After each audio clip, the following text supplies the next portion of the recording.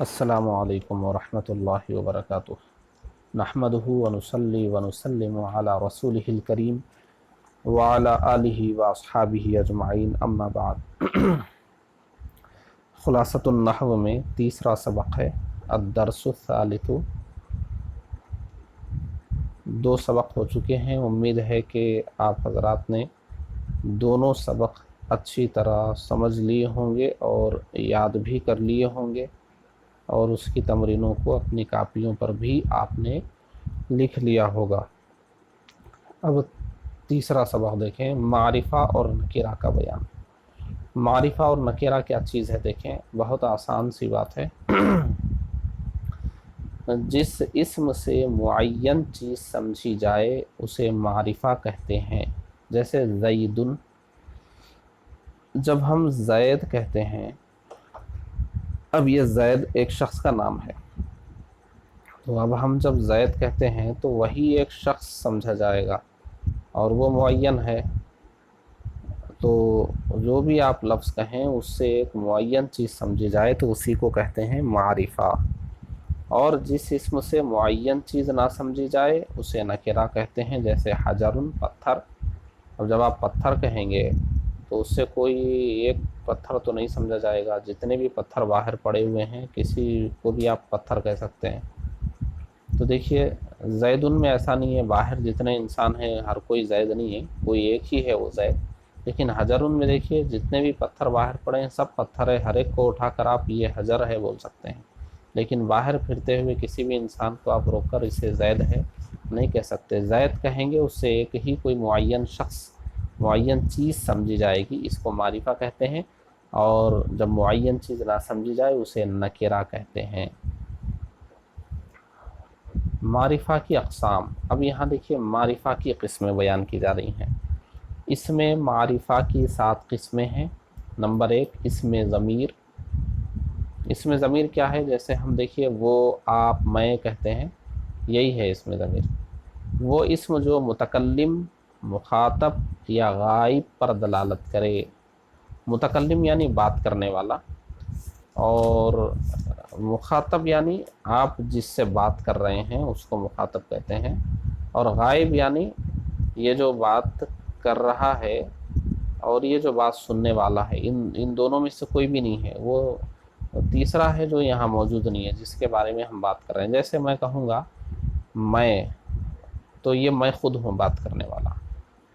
آپ یعنی جو سامنے جس سے میں بات کر رہا ہوں ان کو کہوں گا آپ، وہ مخاطب ہیں، وہ سامنے موجود ہیں۔ اور جب وہ کہوں گا، وہ، ان، اس، تو اب جو ہمارے سامنے ہو اس کو تو ہم وہ نہیں کہہ سکتے، جو غائب ہے اسی کو کہیں گے جو موجود نہیں ہے۔ تو وہی ہے، دیکھیے اسم ضمیر، ضمیر اسی کو کہتے ہیں، وہ اسم جو متکلم، مخاطب یا غائب پر دلالت کرے۔ جیسے دیکھیے انا، انا کا معنی ہوتا ہے میں، یعنی یہی بات کرنے والا ہی۔ انتا، آپ، یعنی جو ہمارے سامنے موجود ہے۔ ہوا، وہ جو غائب ہے، موجود نہیں ہے۔ اس میں ضمیر کو مضمر بھی کہتے ہیں، ضمیر، مضمر، کچھ بھی کہیے۔ تو یہاں پر بھی دیکھیے یہ معرفہ ہے، یعنی اس سے ایک ہی معین شخص سمجھا جائے گا۔ میں کہوں گا، انا سے میں ہی سمجھا جاؤں گا، کوئی دوسرا نہیں۔ انتا سے وہ سامنے بیٹھا ہوا شخص ہی سمجھا جائے گا۔ ہوا سے بھی کوئی ایک متعین شخص ہی سمجھا جائے گا، ہر کوئی نہیں سمجھا جائے گا۔ اچھا، فائدہ دیکھیں، اس میں ضمیر کے علاوہ باقی ہر اسم کو اس میں ظاہر یا مظہر کہتے ہیں۔ اس میں ضمیر، اس میں ظاہر۔ دوسری قسم دیکھیں معرفہ کی، اس میں عالم، وہ اسم جو کسی شخص یا کسی جگہ یا کسی چیز کا خاص نام ہو۔ جیسے بکرن، ایک خاص انسان کا نام ہے، یہ ہر کوئی بکر نہیں ہے۔ مکہ تو ایک خاص شہر کا نام ہے جو سعودی عرب میں ہے۔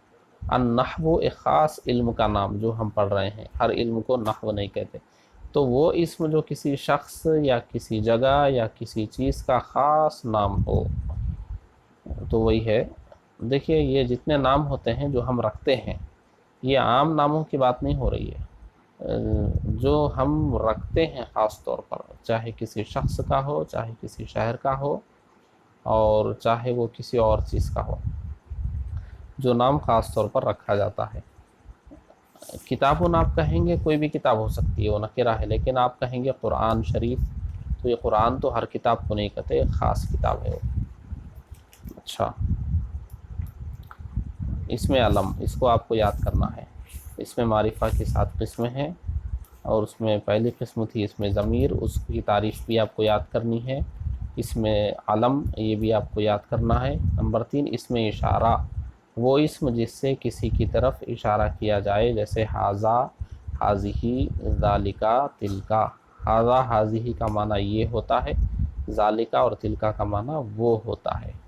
یہ جو ہم اشارہ کر کے یہ وہ بولتے ہیں، وہی ہے اس میں اشارہ۔ اب آپ دیکھیے، اب کسی چیز کو ہم یہ کہیں گے تو وہی ایک خاص چیز ہی مراد ہوگی، باقی چیزیں تو مراد نہیں ہوگی، اس لیے ایک معین چیز سمجھ میں آ گئی اس سے۔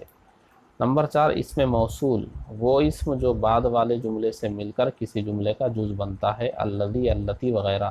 جیسے اردو میں ہم جو، جس وغیرہ کہتے ہیں، جو، جس۔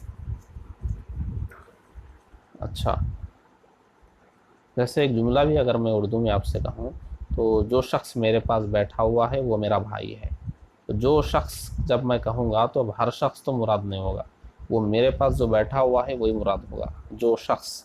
اور جو شخص کہہ کر میں خاموش بھی نہیں بیٹھ سکتا، آگے کچھ جملہ بولنا پڑے گا مجھ کو، جو شخص میرے پاس بیٹھا ہوا ہے، یا جو شخص میرے پاس پڑھتا ہے، یا جو شخص میرا دوست ہے، یا جو شخص میرے گھر کے بازو ہے، کچھ ایسا مجھ کو بولنا پڑے گا۔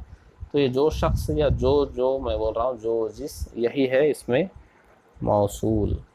یہاں بھی کوئی ایک خاص ہی مراد ہوتا ہے۔ معرف باللام، وہ اسم جس کے شروع میں الف لام ہو، جیسے الکتابو، الکتابو۔ اب اس میں آپ معنی پر مت جائیے، صرف الف لام دیکھیے، الف لام ہے بس، وہ معرفہ ہے۔ اب وہ معنی پر آپ مت جائیے، اس کا معنی کیا ہے، معین چیز سمجھی جا رہی نہیں سمجھی جا رہی، اس میں مت جائیے، بلکہ یہ الف لام ہے بس، یہ معرفہ ہے۔ حالانکہ اس سے بھی معین چیز ہی سمجھی جاتی ہے، لیکن وہ تفصیل طلب ہے، اس کو ابھی میں نہیں بتا رہا ہوں۔ صرف آپ یہ دیکھ لیجئے، اگر لفظ پر الف لام ہے تو وہ بھی معرفہ ہی ہے۔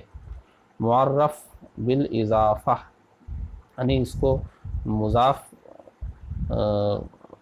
الیہ کے ذریعے اس کو معرفہ بنا لیا جاتا ہے۔ وہ اسم جو معرفہ کی طرف مضاف ہو، جیسے قلم زیدن۔ اب یہ زید ہے، زید معرفہ ہے کیونکہ ایک شخص کا نام ہے یہ، اس کی طرف قلم کو مضاف کر دیا گیا، تو یہ قلم زیدن، زید کا قلم۔ تو اب یہ قلم بھی جو ہے معرفہ ہو گیا، کیونکہ دیکھیے اب قلم سے بھی ہر قلم نہیں سمجھا جائے گا، زید کا قلم ہی سمجھا جائے گا، تو دیکھیے یہ خاص ہو گیا یہ بھی۔ معرف بالندا، وہ اسم جس کے شروع میں حرف ندا ہو، جیسے یا رجلو، اے آدمی۔ تنبیہ دیکھیے، معرفہ کے علاوہ باقی اسماء نکرہ ہوتے ہیں، جیسے عبدن یعنی کوئی بندہ، مؤمن کوئی ایمان والا، طفل کوئی بچہ، رجل کوئی مرد۔ اب تمرین آپ کو کر لینا ہے۔ تمرین میں دیکھیے 3 قسم کی تمرینیں اس کتاب میں ہیں، یہاں سوالات ہیں، اس کا جواب آپ کو لکھنا ہے، پھر یہاں غلطی کی نشاندہی کرنا ہے، اور پھر یہاں نکرہ اور معرفہ الگ الگ کرنا ہے، اور قسم بھی متعین کرنا ہے کہ اس میں معرفہ کی 7 قسموں میں سے یہ لفظ کس قسم میں آتا ہے، یہ آپ کو متعین کرنا ہے۔ اس سبق کو آپ حل کر لیں، اس کو یاد کر لیں، تعریفات اور تمرینیں حل کر لیں، یہ تعریفات یاد کرنا آپ کے لیے ضروری ہے۔ السلام علیکم ورحمۃ اللہ وبرکاتہ۔